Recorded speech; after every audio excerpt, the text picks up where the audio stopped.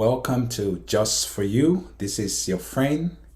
This is your man, Sonny Wayne Fella. And I'm so glad to be with you today. You know, over time, we've traveled to Liberia. Anyway, it hasn't been too long. But it was a bittersweet trip. We did have a wonderful time visiting with friends and families, going to places and eating the best of organic food and just sharing fellowship, something that we lack here in the States. In America, our home is where a lot of our family members that live in our environment comes, and we also go to their homes too. But they call our house the big house. So we love to have people over, but they are only our families. We don't have friends coming over like that because we really don't know if we have that many trusted friends. So we try to be very careful who we associate with, who we tell things to, because as it is said, that the walls have ears. So when we went to Liberia recently, we were really happy. In fact, someone said that when I was in Liberia, that's when they really saw the real Isaac, the real person, because I was so excited and so jovial and so joyous and so pleased to be back home after some time. And I tell you the truth, even right now, we are planning on returning to Liberia soon. I don't know how soon because it requires money. You know, you need thousands of dollars to travel to Liberia, especially once you're putting up a structure or maybe trying to build series of structures, Airbnb and some other stuff. You know, it costs a lot of money. But right now we are focusing on our own home, the house we consider our dream home. So we very, very careful and very peculiar about it. That's why you will see a video, a continuation, I would say, of a video that we shot while in Liberia of our home being torn down, and also the addition to it. We added to the home. The living room was so tiny, the dining room was so tiny, so we had to bust through them, and we extended the living room and the dining room to the former back porch, extended to the end of the former back porch, and we added another 14 feet of back porch.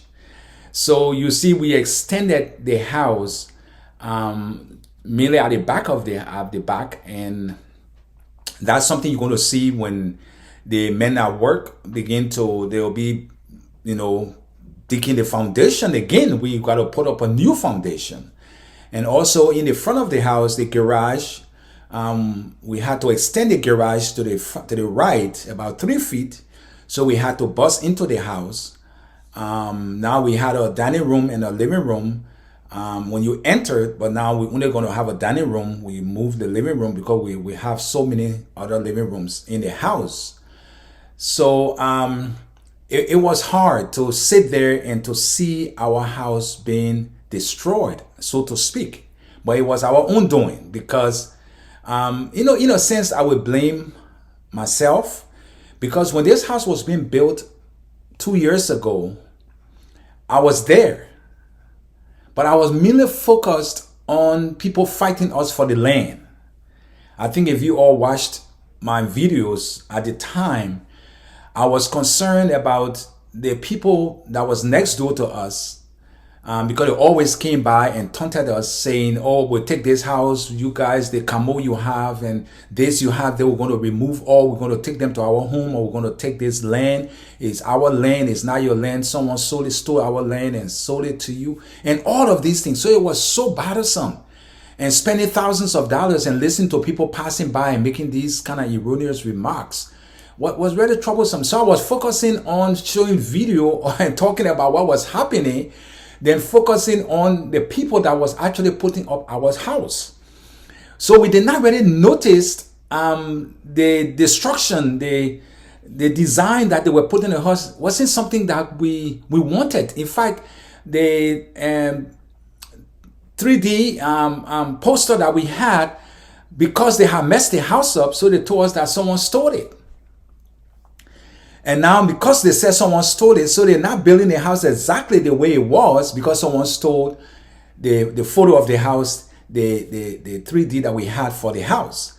But they forgot to know that we had the picture of this house on our cell phones. And even they had it on their cell phones because we did send it over to them many times.